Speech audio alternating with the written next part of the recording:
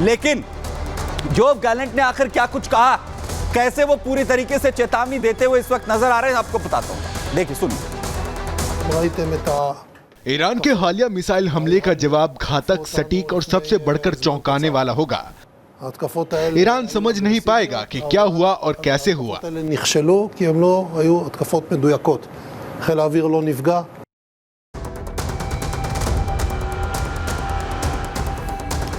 तो वहीं एक तरफ जो है वो गैलेंट साफ तौर पर कह रहे हैं कि हमला कितना भीषण होगा इसका अंदाजा कभी ईरान को नहीं होगा, और वहीं जहां एक तरफ इस हमले को लेकर पूरी दुनिया की निगाहें इस पर बनी हुई है, क्या किस तरीके से पलटवार वहां पर होगा, लेकिन क्या ईरान पर अब हमले का जो काउंटडाउन है उसकी शुरुआत हो चुकी है। बाइडेन और नेतन्याहू की बात होती है और उसके तुरंत बाद ही गैलेंट की तरफ से बड़ा बयान दे दिया जाता है। इजराइल के रक्षा मंत्री योआव गैलेंट जो ईरान को धमकी देते हुए नजर आते हैं, फोन कॉल के तुरंत बाद दरअसल योआव गैलेंट ने दो टूक चेतावनी यहां पर जो है ईरान को दी। इजराइल का हमला घातक होगा और बेहद सटीक होगा, ईरान को इसकी भनक तक नहीं लगेगी। इजरायली हमले से ईरान सकते में आ जाएगा, वे समझ नहीं पाएंगे कि क्या हुआ और कैसे हुआ। इजराइल का हमला अचानक होगा और बेहद भयानक होगा। ईरान का हमला आक्रामक था लेकिन सटीकता नहीं थी, लेकिन जो इजराइल पर हमला करेगा उसे गंभीर परिणाम यहां पर भुगतने होंगे, यह गैलेंट की तरफ से कहा गया। लेकिन सब इंतजार अब यह कर रहे हैं कि जब इजराइल की तरफ से चेतावनी दी जा रही है तो यह हमला आखिर कितना भयानक होने वाला है। देखिए,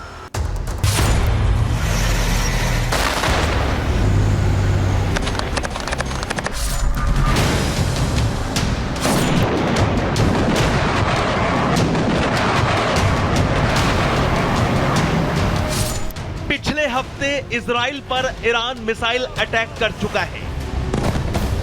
अब इजराइल ईरान पर जवाबी हमले की तैयारी कर रहा है, लेकिन ईरान पर काउंटर अटैक की तैयारी के बीच इजराइल के प्रधानमंत्री बेंजामिन नेतन्याहू के फोन की घंटी खनखनाई और ये फोन कॉल बुधवार की रात अमेरिका के राष्ट्रपति जो बाइडेन ने मिलाया।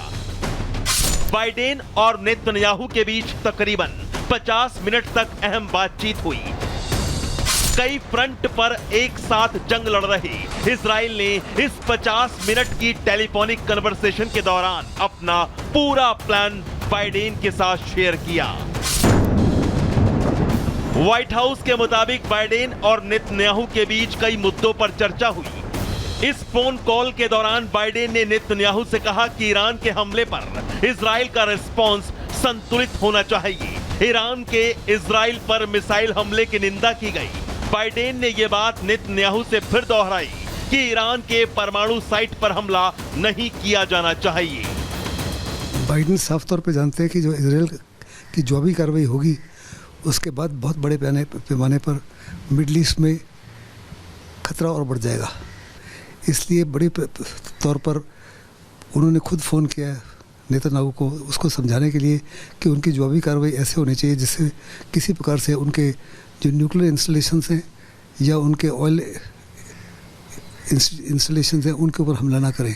हमला सिंबॉलिक होना चाहिए और ऐसा होना चाहिए जिससे एक किस्म से उनका लक्ष्य भी पूरा हो जाए और उसको इतना ज़्यादा नुकसान ना हो। नेतन्याहू बाइडेन से बात करके तय कर चुके हैं कि ईरान पर कब और कैसे हमला करना है, क्योंकि बाइडेन और नेतन्याहू की फोन पर बातचीत के बाद अब इस बात के कयास तेज हो गए हैं कि अमेरिका की तरफ से इजराइल को परमिशन मिल गई है और अब ईरान पर भीषण हमले की तैयारी है, क्योंकि फोन कॉल के तुरंत बाद इजराइल के रक्षा मंत्री योआव गैलेंट का अंदाज तो यही बता रहा है कि अब ईरान कांपने वाला है, क्योंकि योआव गैलेंट कह रहे हैं कि ईरान पर हमला अचानक और भयानक होगा। इजराइल जिस तरह से ईरान पे अगर अटैक करता है तो ईरान में काफ़ी कन्फ्यूजन और डर की जो लहर चल रही है उससे ईरान काफ़ी चिंतित है। न्यूक्लियर स्ट्राइक या उसके न्यूक्लियर इंस्टॉलेशंस वो भी एक स्ट्रेटेजिक और हाई वैल्यू टारगेट्स हैं, या कोई हाई लीडरशिप पर्सनालिटी को भी वो टारगेट कर सकता है। बताया जा रहा है कि इजराइल को अमेरिका से हिजबुल्लाह के खिलाफ अपने हमलों को जारी रखने की खुली छूट भी मिल गई है। इजराइल इस वक्त लेबनान में घुसकर अपने ग्राउंड ऑपरेशन को आगे बढ़ा रहा है। साथ ही आसमान से भी बेरूत समेत लेबनान के कई शहरों पर लगातार बमबारी की जा रही है। नेतन्याहू ने कसम खाई है कि वो हिजबुल्लाह का खात्मा करके ही रहेंगे, लेकिन जिस तरह से इजरायली रक्षा मंत्री योआव ने बयान जारी किया है, उससे अब ईरान पर हमले का खतरा साफ मंडराता दिख रहा है। Bureau report, Republic Bharat. तो चेतावनी इजराइल ने दे दी है और ईरान में घबराहट देखने को मिल रही है।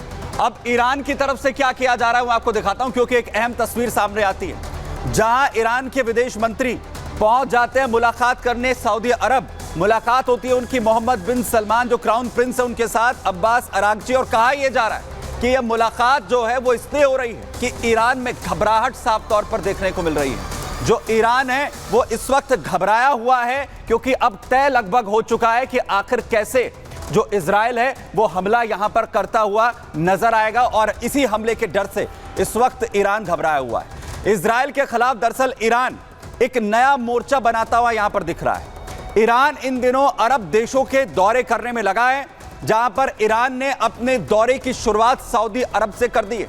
यहां सऊदी अरब जो कि लगातार इजराइल का दोस्त अब माना जाता है, इजराइल के खिलाफ ईरान अब सऊदी अरब को साधने में जुट गया है, क्योंकि ईरान पर इजरायली हमले की जो संभावना है वो बेहद ज्यादा इस वक्त बढ़ी हुई नजर आ रही है। और इस बीच ईरानी विदेश मंत्री अब्बास अरागची सऊदी अरब पहुंच जाते हैं, जहां पर सऊदी अरब के प्रिंस बिन सलमान के साथ उनकी मुलाकात होती है। मुलाकात में ईरान समर्थन मांगने की कोशिश यहां पर करता है। सऊदी अरब के एक स्टेट मीडिया के मुताबिक यह कहा जा रहा है कि ईरान सऊदी ने मिडल ईस्ट के हालात पर यहां चर्चा की है। सऊदी और ईरान के संबंध काफी वक्त से लगातार खराब हैं। हाल ही में ईरान ने अरब देशों को धमकी भी दरअसल यहां पर दी थी, ईरान के खिलाफ हमलों में सैन्य अड्डे का इस्तेमाल न होने दे, इसकी मांग ईरान यहां पर करता हुआ नजर आ रहा है। यानी जो घबराहट है वो ईरान में दिखने लगी और इसीलिए इजराइल के खिलाफ अब वो अरब देशों को जोड़ने में लगा है, क्योंकि उसे पता है कि इजराइल की तरफ से हमला कभी भी हो सकता है। सरकार में फिलहाल के लिए इतना ही।